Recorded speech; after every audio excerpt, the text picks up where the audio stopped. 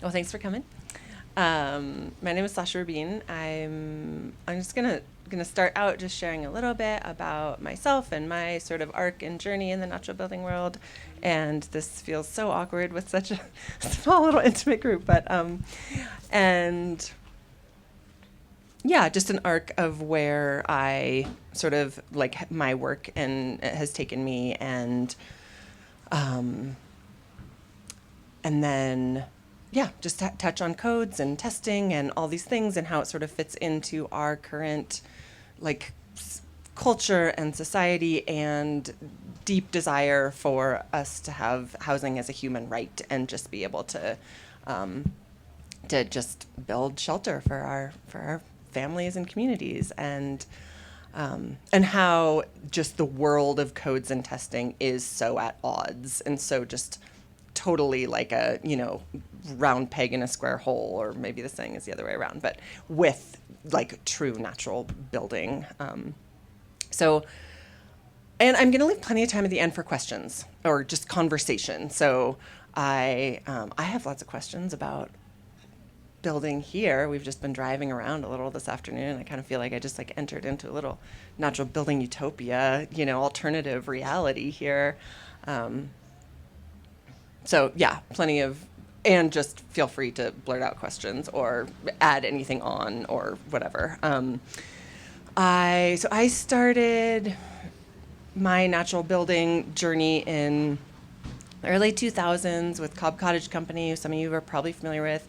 And for about 10 years, did like super renegade backwoods teaching, building, Cobb building, mostly all unpermitted, some permitted retrofit kind of stuff, but mostly just very like, we're not allowed to do any of this, let's just do it, which isn't interesting. And I'll loop back there. Other than places like this, the only way we can ever get to the place where we have codes is by people doing it all illegally for years and years, and then we have some data to work with. So that's just like also I feel like a necessary. There's some dry chairs up here, like part of the arc. But after about 10 years of doing that, I my deep desire for all of this was to like for people to truly be able to like shelter themselves and their families, to like actually build homes. And after traveling around the country and some around the world teaching mostly Cobb, but some other things too, I was like, I can't really make, it's not a very long list of people that I can point to that are like my students that actually built their homes, like that built shelter. Like, sure, a nice, sweet, like massage studio or arts. And like, that's great, right? But like, that wasn't actually like, yeah, my true desire was like, how do we actually build shelter for ourselves? And so inspiring, just like I was saying, driving around here, because I'm like, oh, there's obviously a lot of people who are building shelter for themselves. And yeah, that's just feels so rare in my world. But so from there, and so also for folks, where I started with it was like, when I did an internship at Cop Cotchum, we were like straightening nails with a hammer. Like everything was found, scavenged, and then also you kind of step out into the world and you're like, okay, maybe we don't need to like reinvent everything. Like there are some things that the building community's actually figured out really well. So that's kind of, yeah, just like some of where I came to. And I also grew up and am now living again in California, where we have a lot of seismic activity. So it is kind of just like a different, it's a very different reality that you have to consider in regards to that. Um, so yeah, so I kind of came to that place of like, wow, I look around and I'm like, yeah, I don't know that many people that have been able to use these materials to actually like shelter, to provide homes. And it's like, okay, well, what are the roadblocks? So there's a lot of roadblocks, and just money is just such a huge one, but also codes. And so I got a little bit into the like codes and regulation piece, and then that led me to the like, okay, so what's one of the limitations with codes is testing. So then I kind of got down in the like testing of Cobb material realm. So that's like a little bit of sort of my arc of like the work that I've been doing. And now I still do a fair bit of hands-on, still do just fun plaster jobs, but also a bunch of like advocacy and code work. And we haven't done a lot of testing lately because we don't have money for it, but I'll get to that. So I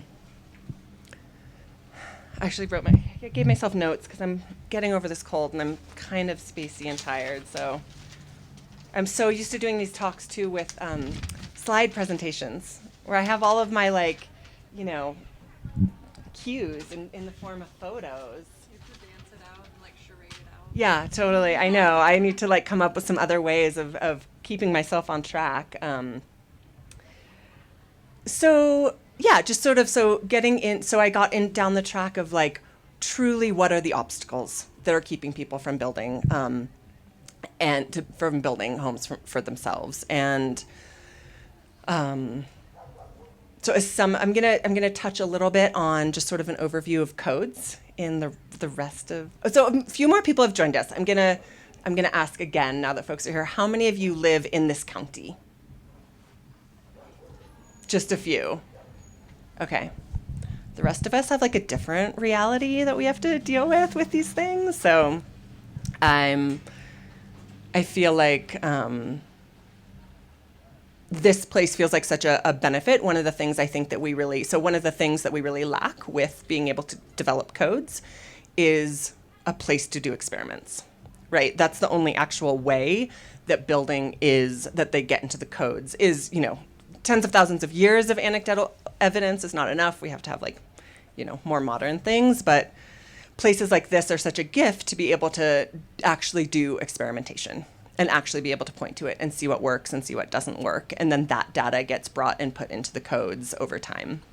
So, okay, so we got into doing work around the codes and then that also brought us to do testing of these materials. And so the first testing that we ended up doing was we worked with the engineering department at Cal Poly San Luis Obispo and did some seismic tests. We did 4 different systems and they all had different amounts of different wire and metal reinforcement, and one of them just had straw reinforcement in it. And one of the things that we learned from doing that is that the whole way that the testing is set up is kind of also at odds with these materials. And one of the main pieces being that these materials are totally inherently, hopefully, local, right? That's the whole point, is that the different building systems, the different materials, they look different. Your mixtures are different depending on where you are in your local materials and your local soils and all of that. And when we get into doing testing, we have to figure out ways of streamlining them, right? Which is so often where kind of the like richness and the soul gets like extracted from these things is by trying to streamline them and trying to like kind of make something manufactured. So one of the ways that we got in, that one of the like numbers that we came up with doing all this testing is like working with cob and figuring out which like pounds per cubic foot. So making your mix of cob and going, okay, I know that a cubic foot of this is going to weigh 90 pounds in this mixture or 80 pounds. And that's one sort of benchmark that we can like sort of hit that is like anyone's soil, anyone's material. But even getting to that is really complicated because I don't know how many of you all have done hands-on work with these different earthen materials. Okay. So you can't measure straw by volume, right? Because it depends on how much you squish it into a container. So it's like we're weighing the straw, but you can't weigh your clay soil because then that has to do with ambient moisture and how moist it is. So like to get to a specific pounds per cubic foot, you're weighing straw, measuring sand, measuring clay, doing a bunch of samples, drying them, seeing where you get to. So I'm just giving a little bit of like a background of how sort of these materials aren't really made to do this, but this is sort of what you need to do to get them into like more of that world. So we did seismic tests, and a lot of what we came up with was how hard it is to test the materials and what we might do different next time. A large part for us, a large part of the seismic stability of these materials is the connection that they have to the foundation of the roof. That's not what we were testing. We were testing the material itself. So the material's attachment to the foundation is a whole nother set of tests, right? We weren't also testing a curved wall. We were testing a straight wall. So all these other factors. But it does give engineers some data to work with to then extrapolate onto other things. So another test that we did was an ASTM E119 test for Cobb, which I know I was talking to somebody here and they were saying that some fire codes were trying to like move in here to some of the buildings. And so it's helpful, even though you don't need an ASTM E119 test for most residential buildings, it's helpful to know as a talking point, you know, what these materials can do and point to the data. So for that test, we had to go to Texas to build the walls because there's no facilities elsewhere. And I think what we learned when we were there, what we kind of ascertained from it is that probably due to there's no other facilities closer because of air quality, because they're just people coming with their spray foam, building a wall and burning it. And we just would have to leave the premises from time to time because it's so we spent $60,000. That's mostly just fees, not most of us weren't getting paid for it, to like build 2 Cobb walls and do a test and show that Cobb doesn't burn, which is just ludicrous, you know. But that's done now, so that is helpful for people, mostly not even needed for residential building, but just a talking point. So, okay, so we do all this work, the testing, those tests are now in the codes, and a ton of work is put into getting all these systems into the code. So the natural building codes that exist are the straw bale code, hemp lime, light straw clay, and Cobb. Straw bale, definitely been around the longest, so it's adopted in a lot of different places, but just a very sort of brief code overview is that the first step is to create what's called an appendix. And in the ICC, so the International Code Council approves them. And it's a very, very, very like rigorous process. And it's billed kind of as anyone can do this. This is it's technically a nonprofit that's supported by like the trades associations. But I don't know if any of you, how many people have read building codes? Like they're not written for somebody to be able to like read it and understand, go, oh, this is how I build something safely, you know? So it's billed as this thing that's like, oh, it's of the people and for the people, and it's not in the slightest. So we do have some amazing engineers and people who have dedicated their lives to bridging these worlds of codes and natural building and kind of can speak both languages, which is a rare skill. And so we do have these appendices in the IRC now, the International Residential Code. And there were like certain trades associations that opposed them from getting into there. And I think the other piece with the testing that I didn't touch on as much as I wanted to was, especially relevant to this topic, is that in order for a building material to get into the codes, you have to do all these tests.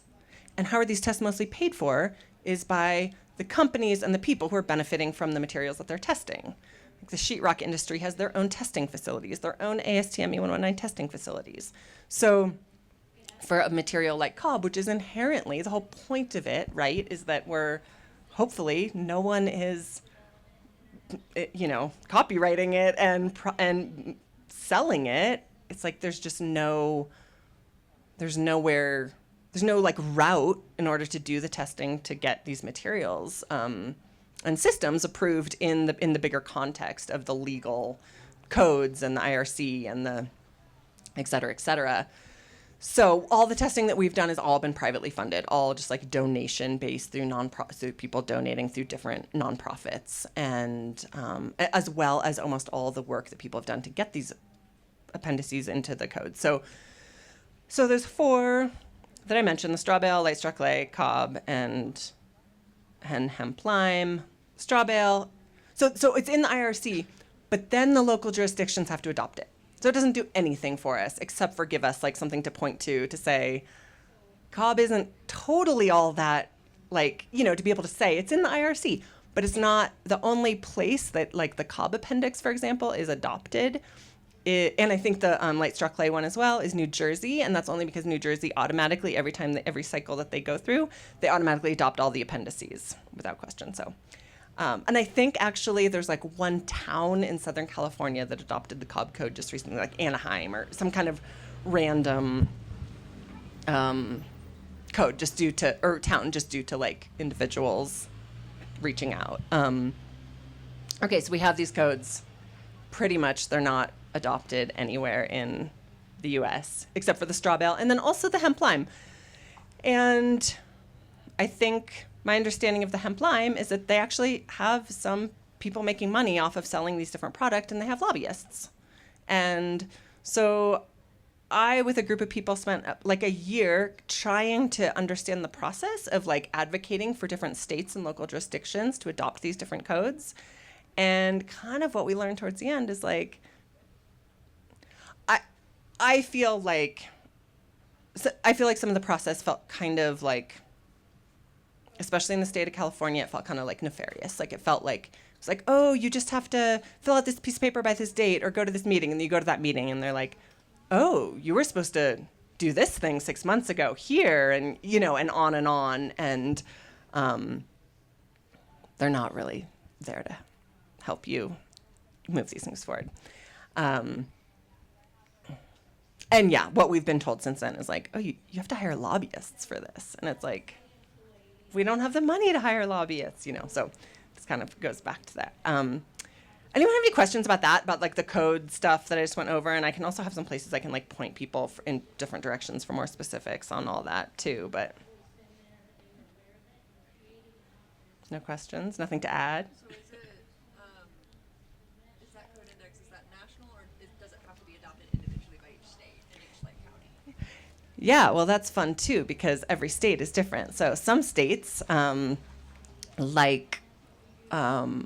states are statewide adoption. Some are county by county, like Colorado doesn't have like a statewide, they're county by county. Some are like even more nuanced and have different ones for cities and counties. So yeah, and every different jurisdiction has a different process that they go through for the adoption as well, and different timelines and all that kind of stuff. So like what the testing that you did was kind of like a piece of the puzzle for some states where... Okay, so the testing we did is now in those appendices. It's been adopted, so there's every couple of years you can like apply for them to accept changes. So we have done that work, so it's in those appendices, but now the local jurisdictions need to adopt the appendices, and that's sort of where we're at now with that work. Which is harder than any of us thought, including the people that like wrote the code and got it into the IRC. We thought that like, okay, that was the hard part, and now we'll do this part. And then I was like, oh no, this seems next to impossible, which is just kind of interesting. Maybe one more piece on the testing that I'll touch on, just to sort of like share how just sort of absurd it is that so my partner John and I went and we spent 3 weeks in the facility building these cob walls because I didn't realize how humid it is there, and it doesn't dry very fast. And then the walls have to sit there for 6 months and to dry, which all these other companies, they come in, build the wall in a day, test it the next day, and they're gone, right? Our walls have to sit there and like take up this huge amount of real estate in their facility for 6 months until they dry. And then turns out their equipment that they thought was strong enough to move the walls wasn't, and they had to, figure that all out, get different equipment to move the walls. Then we have 2 walls to do, and you can do it loaded or unloaded. And loaded means that you simulate a roof on it. And the way they do it is with jacks, basically. So it's actually like loaded from underneath, but you have to take into account the weight of the wall. And so they did one, and one of our engineers, Art Ludwig, I don't know if some of you are familiar with his work, specifically around Greywater, but he's been deeply involved in all this work as well. He kind of wakes up in the middle of the night and is like, their equation is wrong. Like, they aren't taking into account the weight of this wall. so it's actually not loaded. Like they think it's loaded, but it's not. And for a lightweight wall, it might be such a negligible difference, right? But this is the national, this is a laboratory that's testing national standards of these things. So he wakes up, they call first thing in the morning, we think your equation is wrong, and they get laughed off. And so he and our other engineer, Anthony Dente, they put their heads together. They're like, okay, we're going to ask for double the load we actually want because we think that's what's going to give us the correct load. Spent 6 months going back and forth with them and them just laughing us off, going, oh, we'll explain it. You'll understand. And finally, 6 months later, they go, okay, you're right. Whoops. Like, how is this? And so it's like, I think it's an interesting thing in this realm of all this really alternative world that we're in, where we're held to such a level of perfection and like nothing is supposed to crack and nothing is supposed to have any flaws or damage, or it'll be pointed to for eternity, right, as a failure. But then the companies doing the national standards, this facility has been operating for a year doing testing. And this is the testing that all of our materials in Home Depot get tested by. It's like, it's just wrong. And Art Ludwig wrote a very detailed, long email to them and was like, I just want you to fact check that this is what happened before I send this to the Better Business Bureau. And they said, okay, we'll refund your $27,000. So at least there's that. We still have the test. But so yeah, just to point to like how I think that one of the ways that I feel like we can really, that codes really are a disservice is that we kind of like, I don't know, we forget to question the status quo, right? We forget to question that, like, especially in California, maybe 2x4s and toxic waste is not actually the safest material to be using in these really fire-prone areas. But we've come to just accept it so much that anything in a different realm that maybe points to some lack of safety, we really highlight, right? But if some of these materials that we've come to think of as so normal were just presented today for the first time, we'd look at it with a whole different light. I don't think that's how we'd be building, and so, yeah, I don't know. So that's a little bit sort of the arc of some of how, we've just been trying to make sense of trying to, have these materials that ultimately are just all of ours, right? And we all have a right to shelter. And so how do we get back there? That's sort of the question we all moved to Crestone. But other than that, which those of you who live here wouldn't be very happy with that, solution. Different places do have different, I don't want to say loopholes because they're not loopholes. There are different regulations. But so does anyone else live in California here? Okay, so in California, there's something called an owner-builder code in about half of the counties. So I live in Mendocino County. We have something called Class K. And that is a really amazing sort of code where the owner-builders can take responsibility for the building, which makes total sense. And guess what? If you have a permitted building and something goes wrong, the county isn't going to cover your ass anyway. So what's the difference? So in Mendocino County, it's fairly lenient. If you have, I believe it's half an acre or more, you can apply for this sort of alternative building code. It's probably a bit more restrictive than here, but not by a huge amount. I think that there are you don't actually need an engineer. A lot of people do because we are in seismic areas. But for example, Art Ludwig and I helped get that similar version of that code passed in Ventura County, which is a very, very, very urban county. And there, the stipulation is 100 acres or more with no power or water, no connection. Well, no one with 100 acres or more with no power or water is applying for a code, So, but in a lot of different counties, there are different versions of this owner builder code where essentially the owner is taking responsibility. Oftentimes you have to live there for like 3 years or something like that. Like you can't sell it before then. And then the other code avenue that probably most people in the country get permits for natural buildings for is that as an AMMR, the alternative means and methods request. Has anyone ever? Okay. And that's like how most, yeah, almost, I would probably 95% of the natural buildings that are permitted are through that. And that's in the residential code. So that is everywhere in the US. That's a part of the actual code that has to be adopted everywhere. And they are required to review that. So no matter where you live, that is something you can request. In some parts of, there's a lot of movement around all these things in LA County right now, just in light of the fires. Those counties did say, they basically said, legally they have to review an AMMR, but they said, if someone applies for an AMMR, we're going to require this list of things that's like hundreds of thousands of dollars worth of testing. So basically they said no. But there is growing energy towards all this stuff and making it more permissible and more awareness around the fact that like we can't really keep doing what we're doing. And one of the issues with the codes too being that they're not actually changing fast enough to fit with our current changing needs, right? They're like so static bureaucracy. California actually just passed an assembly bill that goes into effect on October 1st, saying we can't make any changes to the code for like, I think it's 5 years to try to like save money for other things. So there's been a big push right now to get individual cities and counties to adopt these codes because it's like it's their last chance for X amount of years. I've got a question. Yeah. Kind of regarding that, it's more of like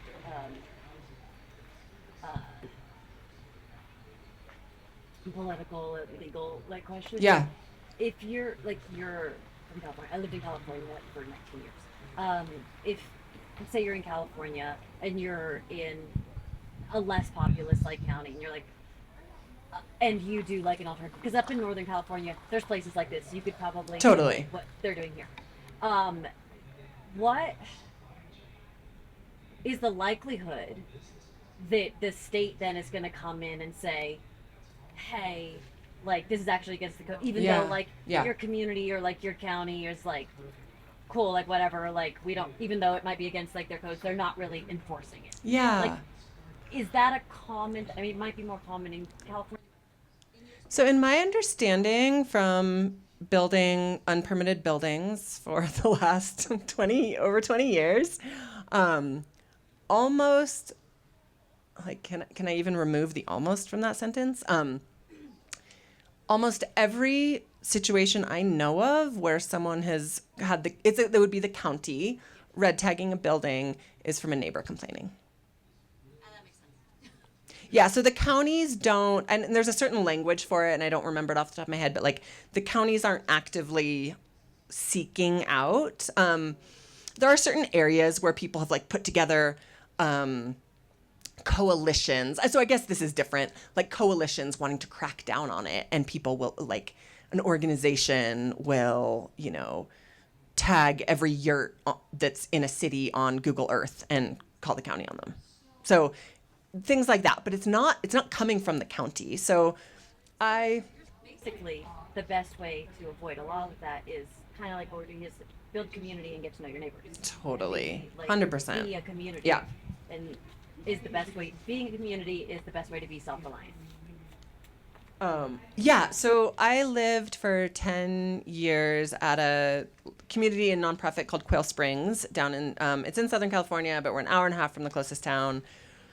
We're way down a dirt, 3 locked gates to get to our property, and we had 300 acres. And I think before I was there, I want to say in 2009, they hired architects, engineers, designed a beautiful timber-framed light straw clay building, and the county of Ventura said no. They wouldn't allow them to permit anything that wasn't like status quo. And so they said, okay, we'll just build it all the buildings without a permit. And it was a really good climate and we had the really good materials for building cob. So we built, I don't even know how many buildings, a lot of buildings. It's probably one of the, like, in California, probably one of the biggest concentrations of natural buildings on one property. And in 2018 or 19, someone called the county on us. And so, the county came out. Our code compliance officer at the time, who's since gotten promoted, unfortunately, was actually really amazing. And I was the main liaison, and I really approached it with her like, let's figure out how to do this. Let's figure out how to work together. And she actually had that same attitude. She was like, my job is to help you get into compliance. And I know a lot of people don't see it that way, but truly, like, that is my job. And we have spring water. And she's like, I grew up on a farm. We had spring water. Like, this shouldn't, so there are some people and some ways, but we have now, nothing has happened with that. Like, I think the county genuinely doesn't know what to do with us. And we put together a very elaborate, very well put together proposal that are like 20 something buildings were one house that with dispersed bedrooms and just all this data and information and fire plans. And we at first were hoping to get a conditional use permit to be able to run programs out there, but that's kind of beyond hope with our driveway situation. You're required to have basically 2 paved roads in and out to have any kind of like groups there. You are not, however, required to have capacity to move 50 kids from a school group that get dropped off out there. You just need to have the road. So there's certain ways where it still just like makes no sense. You're not required to have like a school bus there to evacuate them. So, and when I asked about that, they just said, oh, different jurisdiction, So there's just all these ways that I feel like our code, that we have this idea, or a lot of people, maybe not those of you here, we have this idea that our codes and regulations and building codes are truly for safety. And there is a thread of that. And I do want to touch on that too, because I think that I don't want to say like all building codes are bad. Since we've implemented more building codes, we have far less structural collapse, house fires. So there's certain waterborne illness from, more sanitation, et cetera, et cetera. There are certain hazards that have definitely declined. And now there's other ones that are really on the, like if you saw it on a graph, there's other hazards that are truly on the incline. And, it's so hard to pinpoint some of these, but I think some of the pieces of the lack of safety are around like toxins, right? Like how many people suffer from cancer or from different things, from different, or molds or all these things from toxins in our house. Of course, wildfires or even like the fires recently, the Eaton and Palisades fire, those fires, the fuel itself was the houses, right? It's not a forest fire. It's like the fuel were the houses. So there's these different risks and hazards that are really on the incline that are not being addressed. And yeah, so there it brings us to like looking for just our different niches and nooks for doing things differently and finding those sort of like loopholes / crevices where things can just be done. And I think that one of the like real true needs is to document R&D. And this is like such a right place for that, because in so many places people don't really want to like share knowledge about like a failure they did on an illegal building or something that didn't work, right? That's not safe. Or so I would so love to talk to people who live here about like how do we use what's happening here as to truly support people out in the rest of the country who do need to get permits for this, but to be able to say, hey, look, this worked. It's being done. The gray water codes are a really prime example of that. Because if you look at the arc of that, it went from being completely illegal to within 10 years, Obama allocating job training, like money for green jobs for it, right? And it's like, the entire code is written off of people's illegal gray water systems. And that's the only way to get that experience to write the code. So it feels like in a lot of ways the building codes are the same way. Of course, a lot of them we have like thousands of years of, you know, evidence sharing that different things work. But yeah. So do you find it more productive and efficient to go about it where you're finding these examples of success in communities, or is it more efficient to like do these tests in these facilities, or does it have to be from both sides? I think all of it. I think that all of it and all the systems and all the angles for it, right? Like I feel like I was sharing sort of like the beginning of my work in this was really just like building at the end of a dirt road. And then kind of getting more into the advocacy testing code side of it. But like I wouldn't be able to do that without all the hands-on experience that I have, right? And so I think that we have some people whose like true calling is like to navigate, to go to code hearing meetings and do that side of it. It's like not me. And then some people who want to have nothing to do with that world and they just want to build some things. And that's important too. Like all of it. I think just like different people's strengths. And I don't know, I feel the same way whenever people get like too dogmatic about one building system, right? It's like, that's just totally absurd because every different location requires something different. Different peoples are just drawn to different things, and like different people enjoy different processes, and yeah. Do you Yes. think that, like, because you've mentioned that about like your anecdotal experience with that one like commissioner. Uh-huh. Do you think that that is a good way, is a better way for alternative building, like getting it more acceptable rather than trying to change codes, getting more people involved in the regulatory roles in I their think- communities? Like if there were more people that was like that commissioner. Yeah, yeah, It's not totally. like that she was changing any codes, but she was the one there to enforce Yeah. them, and so if more people got involved in those roles rather than Right. And so it's like, I think that people are always, and counties and institutions are always like so nervous to permit the first kind of thing, right? Because then the beauty of it is that everyone can say, oh, look at this example. But that's where the fear comes from too, of like, well, if we permit your thing, what does that mean for everyone else? But I would love for more people to be like showing up at those meetings and just learning somewhat more of the process. And I think that the more people that engaged with it, the more people that wrote letters, but even knowing when and who to write to is next to impossible.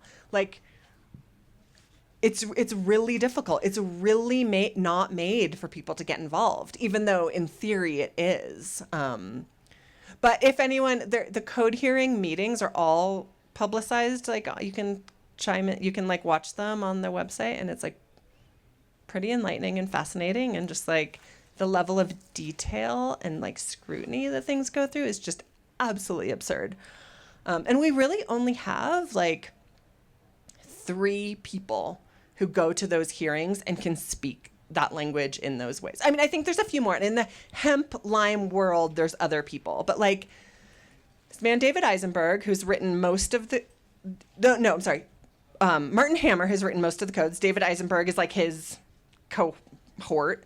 Anthony Dente is another engineer who's more like in his 40s, who's amazing and engineer and more, I think, I would say like the bulk of the permitted natural buildings that need an engineer have come across his desk in the past decade. They're really the 3 people speaking code, Cobb, Light Struck Clay, Rebel Trench Foundation code that got passed too. Like, it's really just like a few individuals. And I feel that way too, where I'm like being asked to speak on these things. And I'm like, really? Like, aren't there other people that know more about it than me? And then I kind of look around and it's like, oh, okay, there's just like not that many people engaging because it's not that fun a lot of times. And kind of really hard to understand. And as soon as you feel like you kind of grok this one piece of it, it's like, oh, wait, is that how it is? And I don't know. I don't know. What other questions? Yeah. It sounds like from what you were saying that you haven't been able to leverage like public support to put. It's true. Is that true? It's true. And there might be like a little crack right now in the state of California where like Martin Hammer did write up a very detailed description of what happened over the last couple of years. And it was really, he's not one to say like, oh, they did this intentionally. And he's even kind of saying that now, like they were not giving us the information that they should have been. But that's all documented, right? And so then some organization that deals with codes in California got involved and is like trying, so kind of from the inside, like some organization and people more on the inside to try to like pull, crack it a little bit. But we'll see. But I also feel like it takes like a few places, a few states, a few something, and then it starts more. But yeah, and then even once we do get the codes passed more, then you still have to use absurd amounts of concrete and all this stuff too. And then I still want to move to Crestone and build without all that. So I don't know. I don't think I had anything more specific I was going to say about. So one other thing to touch on is just like,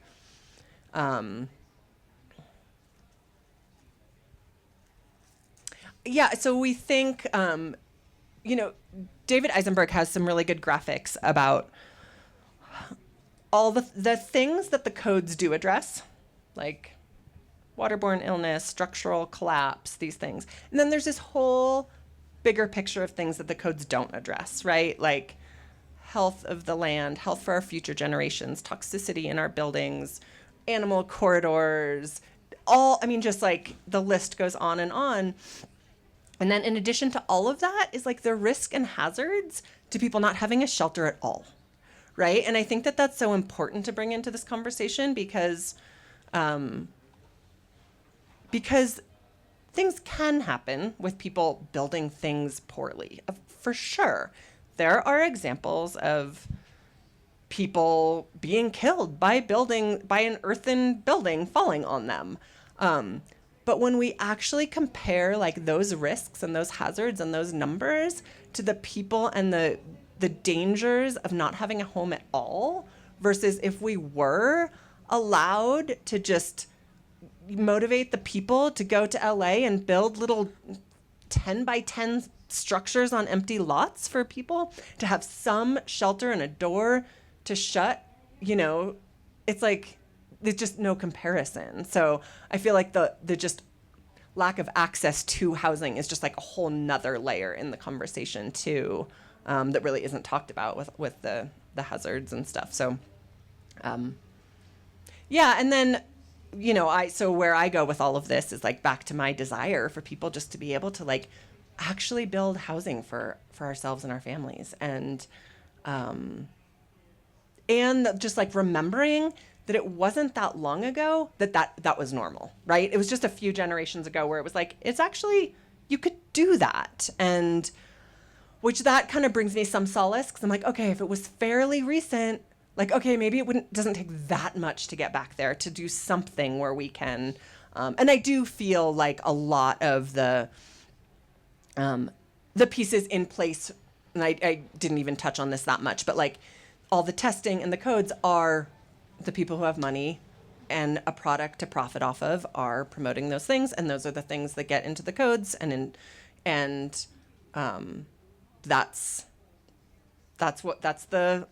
then what the options were given, right? And so I think that the more people that are trying and going to their code offices and like asking about these things, and yes, all of these, the light straw clay, cob, most likely hemp lime are not in the building codes in places you live, probably, but you can at least still point to them.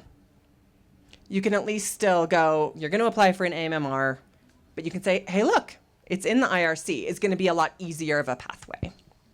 And then the other piece that maybe I'll just bring in and end on is just the feeling of like, I think another thread in the work that I do is like just simply trying to encourage people to have more of a relationship with their built environment. And maybe it's just building your own cob wall where there was a wooden fence, or earth and plaster over your drywall. I've just started teaching workshops on that because it's like, let's just smear. I mean, everyone has drywall in their house. Let's go dig up some clay and plaster that drywall with an earthen plaster, which is like so doable, and it can just totally transform that space. And then you also know how to do it, and you want to change it and you do something else. And so also just the piece of like just encouraging people to like have more of a relationship to their built environment of whatever house or structure they live in too, you know, that can also be encouraging. Does anyone have? Yes. There's another major obstacle to building homes that I would describe as good guests in this world, and that is minimum square footage requirements. Ah. Not escape those by moving to rural Colorado. The Baca is a 900 square foot. It's like telling me I have to drive a 3,000 pound car. Right. And Oh, that's wild. That brings me to what my question is. Do you think most of the codes are written for urban environments versus rural ones? Because that's where the bulk of the population is in most states. I don't know. Totally. Yeah. Yeah, that's interesting. Like, we can't it's huge. live in small spaces? Well, That's when absurd. I first ran into that up in Salida, I had to get a variance to build something that was what we really wanted and needed. So I'm like a variant builder, because I just want to build something appropriate. And that's a whole different workshop.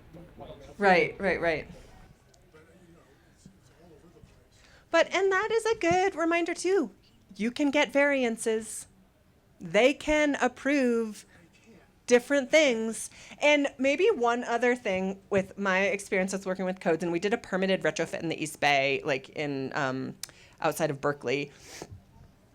And we were 4 young women who bought this completely falling apart house. And we went into the code office and we made friends. Like that, like, we're so excited, we want to do this thing. And they got on board. So also just the like approaching it that way too, rather, and not that that's going to work all the time, but like truly going with the attitude of like, we want to do this thing. It's so exciting. How do we make this happen? You know, rather than like, we're there to fight a fight. But yeah, you can get, there are exceptions, and there are so many ways to get variances or something. And that like, there's a lot more capacity that they have to do that than they lead on. Well, I think the county commissioners have to approve our variance, and they split the difference with us. So we both have a little too big. Oh my Also, gosh. one other point I think needs to be made about alternative building. We're talking about an exterior wall system. That's what the alternative is. Yeah, And totally. it's great stuff, but the rest of the house is going to be pretty familiar. Right, and probably, That's what, maybe 20% of your house is Right. an exterior wall system. yeah. I'm totally happy that all this is happening, But there's still all the other parts. and it's so important to think that somehow you are vaccinated against building an awful house if you use green technology. Mm-hmm. Because, you know, I think where I come from, we do grandiose green. Uh-huh. You know, it's maybe huge, it may be a palace, but my God, it's crammed with green technology. Right. Maybe net zero. You know, the payback will be 100 years. Right. So it goes back to just how much do we really need? Yeah, totally. It's a tough one. Yeah. Yeah, minimum square footage requirements. We're not to denigrate anything. That's it's all- absurd. it's all important. Anyone else? Any Really other big last issues here? questions or comments or additions? As far as like rain catchers, because I know some counties don't. Are there ways to kind of hide it and like get away with it? With doing rain catchment? Yeah. The only place I've ever heard of that being illegal is parts of Colorado. I have never come across that anywhere else. I think it's absurd, but so I am not the one to. So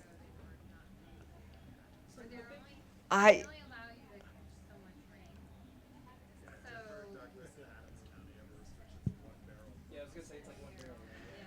yeah. yeah, I'm not the one to speak to that. It belongs to the state. Yeah, I can. Any other last thoughts or questions? Yeah, make friends with your neighbors. It comes down to that. Okay, yeah. How recent it's been since in California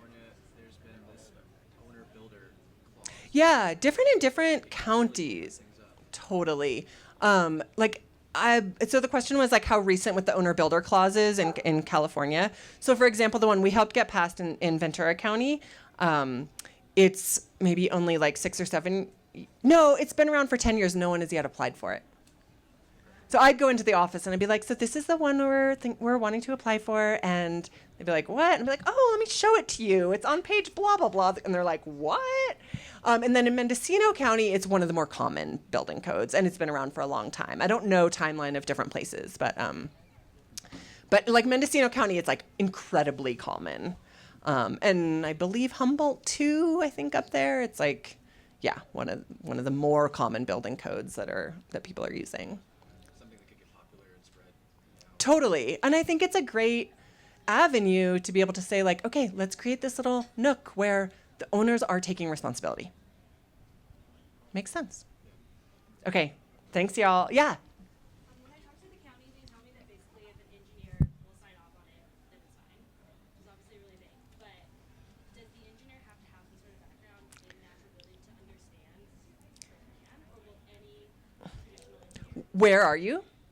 I'm in Denver right now. Okay. I was looking at Boulder County. Okay. I mean, I think that a lot of engineers probably wouldn't touch it, but I could definitely point you to some engineers that would. Yeah, I mean, the one that I work with very closely is Verdant Structures, and they're out of Berkeley, and his name is Anthony Dentes. Was one of the principals of it, but Verdant Structures, and then he might be able to also point you to some other folks that are more local, or people here might know of other engineers more local that are dealing with those.